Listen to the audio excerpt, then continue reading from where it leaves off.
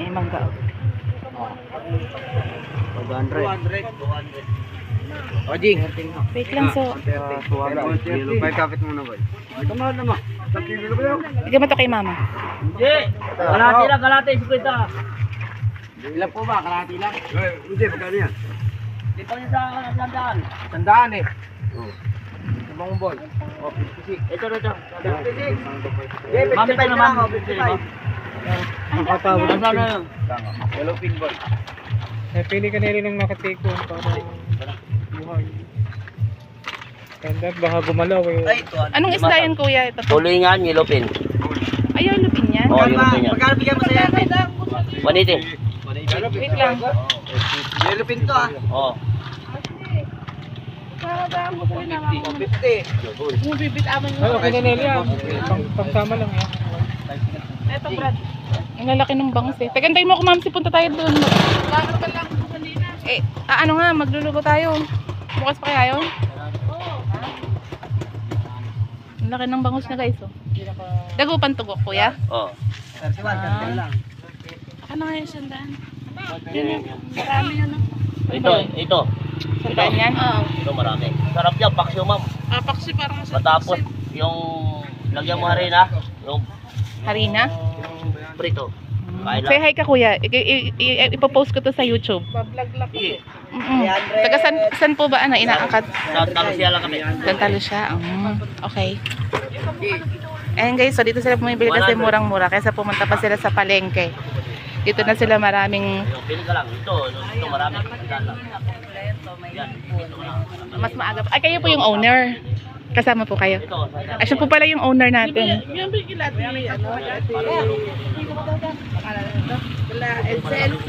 Ay,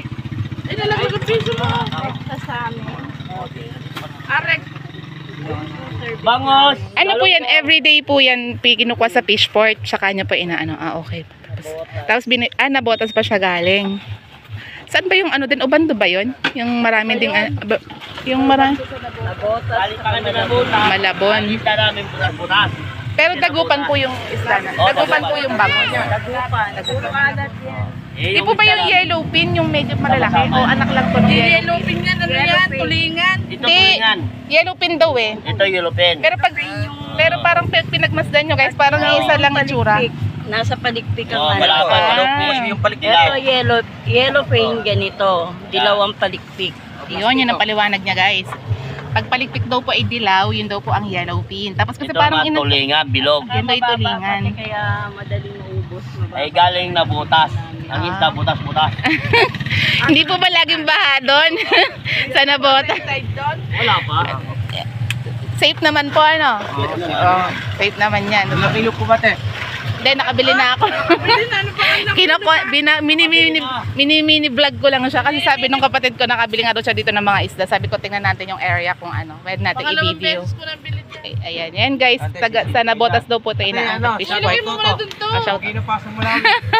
Baka may mga whitey kayong account. Meron ako. Pwede nyo ako i-follow doon. Hindi na San Miguel Bulacan. Kabayo, matatagpuan sa Baritan. Pero mga taga saan po kayo? Santa Lucia lang. Santa Lucia lang din talaga kayo? Tubo? Saan po kayong banda sa Santa Lucia? Ulo. Hulo? Ay, kay Kapitang Makasu dati. Taga Santa Lucia din po kami. Sa Puron. Riverside. Ah? Sa naman, Sulok-sulukan kami. sulok-sulukan din kami dito. Ayan po, bali, ayan, kaya sulit na guys kasi pangmasa po yung presyo nila at hindi naman po mga ano yung mga isda at saka yung mga araw-araw daw po bago. Alimasa. Naubos na po kasi yung target ko hipon. Hipon po kasi talaga bangus. Ayan po, sila po yung mga mabait na tindero.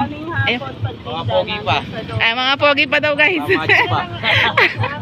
Ayan, pagbalik ko papakita ko sa inyo naka-post to sa YouTube. Ano yan te? 1,100. Ano na yan? Follower? 3,000 followers. 3,000 na agad. Oo, ayan. Pakabuti mo kasi ng mga 10,000. Good luck and thank you. Ayan, yan po yung mga pangmasang presyo guys na nabibili natin dito sa May Kabayo. Ayan guys, may 100 daw siya guys, oh. 100 lang yan. Ayan, tapos meron siyang ano, ano dyan? Tahong te. Alimasag. Alimasag. Opo. Sabi niya, ano, pakiyawin daw. Thank you po. Alam niyo po, basta nagtatrabaho tayo ng marangal, wala pong nakakahiya. Ang mas nakakahiya po yung nagnanakaw. Kung pinagtatawanan po nila yung mga simpleng YouTuber na content creator, yun po hindi nakakahiya. Kasi dito po, kikita din po tayo dito. Kaya, basta gawang marangal, walang nakakahiya doon. For me, kaya sa kanya-kanya lang tayo ng parang ang tawag doon, kung saan tayo hiyang. Ayan. O, diba? Yun yung mga tinda nila, guys. O, Saan ka doon? correct. Ano po eh. Basta lumalabang ka ng patas, wala akong ano po yun. Yun po yung nakaka-proud doon. Kaya thank you po. At saka yun po sila po yung mga mababait na tindera. Morning guys. Ito po tayo ngayon. Umaga. Ayan guys. Alam niyo ba? Guess what guys? Kung magkano tong isda na to. Alam niyo naman sa panahon ngayon, lahat ng bilihin ay sobrang mahal na. At ang kailangan natin ay matipid na misis, matipid na nanay. O, diba? At ayan guys, dahil si Kambal po ay mahilig na rin sa isda, tilapia, bangus, ay ngayon naman po ay galunggong. Way back siguro nang ako ay nasa elementary pa lang. Ang mura lang talaga guys ng galunggong. Almost 25 pesos ang isang kilo. O, diba? 25 pesos ang kilo na yon. Kasi nagbibiyahe pa noon dati yung nanay ko niyan sa Divisoria ng mga gulay-gulay. Kaya ang mura doon. And then, back to topic. Ayan guys, kung hulaan nyo kung magkano po ito. At fresh na fresh pa yan. At tingnan nyo, hindi pa mapupula yung mga ano.